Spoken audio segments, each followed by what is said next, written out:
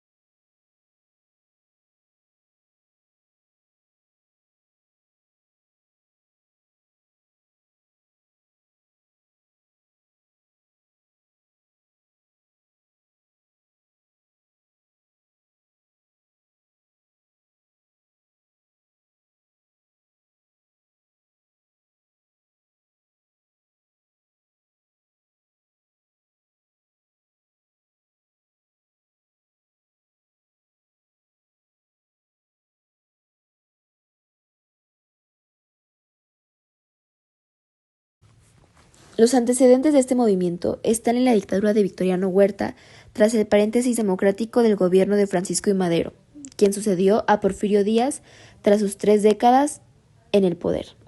El líder del movimiento fue Venustiano Carranza, a quien acompañaron Álvaro Obregón, Emiliano Zapata y Francisco Villa, entre otros. La proclamación del llamado Plan de Guadalupe por parte de Carranza dio inicio a la revuelta que dio lugar a la destitución de Huerta.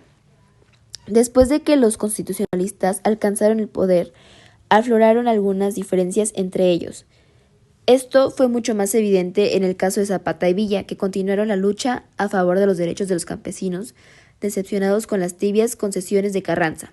Se considera la Constitución de 1917 como el fin de esa segunda etapa de la revolución y del movimiento constitucional. Los personajes destacados del triunfo del constitucionalismo está Venustiano Carranza, que fue considerado como una de las figuras principales de la revolución. Fue nombrado primer jefe del Ejército Constitucional y presidente de México de manera constitucional de 1917 a 1920. Álvaro Obregón, político y militar, que fue otro de los protagonistas de la revolución, destacado en la campaña militar, llegó a ser presidente del país entre 1920 y 1924. Emiliano Zapata fue uno de los líderes revolucionarios más destacados de la época. Pertenecía al sector agrarista que pretendía conseguir una reforma agraria que favoreciera a los campesinos. Francisco Villa, al igual que Zapata, fue un gran defensor de los campesinos del país. Tras la llegada de Porfirio Díaz al poder y su permanencia en la presidencia por más de 30 años, se desató un levantamiento social que se oponía a su dictadura y que dio luz a la revolución. Con la promulgación del Plan de San Luis, despertó el movimiento armado que buscaba derrocar su mandato y que explotó el 20 de noviembre de 1910.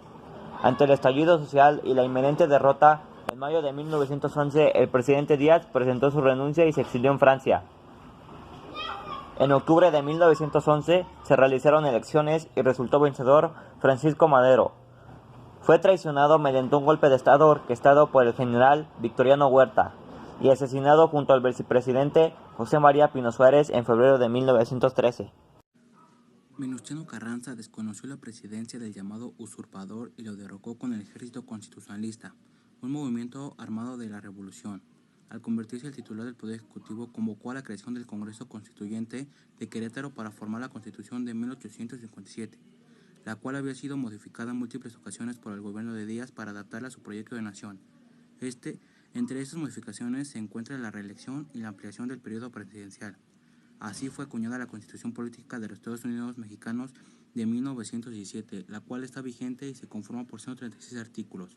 En ella se recogieron demandas de los grupos que se levantaron en armas durante la Revolución, además de incluir los derechos del hombre. Se abordan los derechos sociales, se decreta la no reelección, se ratifica la soberanía y la organización federal, se instauran la libertad de culto y la expresión y la enseñanza laica y gratuita. Mi nombre es Benito y eso fue lo que me tocó a mí.